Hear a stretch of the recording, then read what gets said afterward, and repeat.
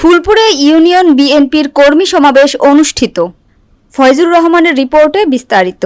ময়মনসিংহের ফুলপুরে ইউনিয়ন বিএনপির কর্মী সমাবেশ অনুষ্ঠিত হয়েছে। শনিবার বিকাল ৫টায় উপজেলার ইন্দিরার পার মিনি স্টেডিয়ামে এই সমাবেশ অনুষ্ঠিত হয়। উক্ত সমাবেশে উপজেলা বিএনপির সদস্য সচিব হেলাল উদ্দিন হেলু ও সিনিয়র যুগ্ম আহ্বায়ক রুকনুজ্জামান রুকন এর যৌথ সঞ্চালনায় এবং উপজেলা বিএনপির আহ্বায়ক আলহাজ সিদ্দিকুর রহমানের সভাপতিত্বে প্রধান অতিথি হিসেবে উপস্থিত ছিলেন ময়মনসিংহ উত্তর জেলা বিএনপির আহ্বায়ক আলহাজ এ.কে.এম. এনায়েত উল্লাহ কামাল। প্রধান বক্তা হিসেবে উপস্থিত ছিলেন ময়মনসিংহ উত্তর জেলা বিএনপির যুগ্ম আহ্বায়ক মোতাহার হোসেন তালুকদার। বিশেষ অতিথি হিসেবে উপস্থিত ছিলেন হালুয়াঘাট উপজেলা বিএনপির আহ্বায়ক আসলাম মিয়া বাবুল, ধোবাউড়া উপজেলা বিএনপি আহ্বায়ক আজাহারুল ইসলাম কাজল, ফুলপুর পৌর বিএনপির আহ্বায়ক আমিনুল হক, হালুয়াঘাট পৌর বিএনপির আহ্বায়ক হানিফ মোহাম্মদ শাকিরুল্লাহ, তারাকান্দ উপজেলা বিএনপির সদস্য সচিব আব্দুস সালাম তালুকদার, হালুয়াঘাট উপজেলা বিএনপির সদস্য সচিব আবুল হাসনাত বদরুল কবির, ধোবাউড়া উপজেলা বিএনপির সদস্য সচিব আনিসুল রহমান মানিক, ফুলপুর পৌর বিএনপির সদস্য সচিব মাহবুবুর রহমান মোস্তাফা,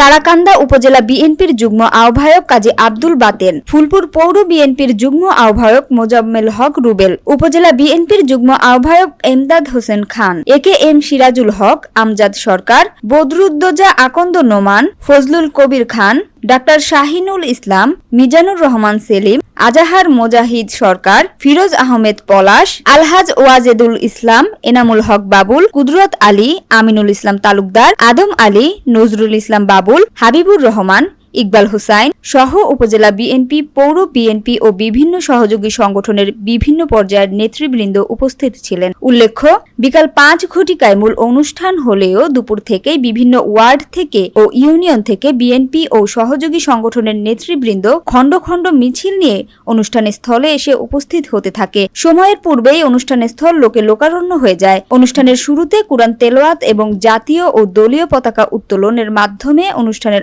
আনুষ্ঠানিকতা শুরু হয়। অনুষ্ঠানে অতিথিবৃন্দ কমিটি গঠন করার ক্ষেত্রে ত্যাগী কর্মীদের মূল্যায়ন করার ব্যাপারে গুরুত্ব প্রদান করেন। অতিথিবৃন্দ আরও বলেন, গত ১৭ বছরে অনেক জুলুম অত্যাচার সহ্য করেও বিএনপি বিলীন হয়ে যায়নি, কিন্তু আজকে যদি যোগ্য ও ত্যাগীদের মূল্যায়ন করা না হয়, আগামী ১০ বছর পর বিএনপির নাম নেওয়ার মতো কোনো লোক খুঁজে পাওয়া যাবে না।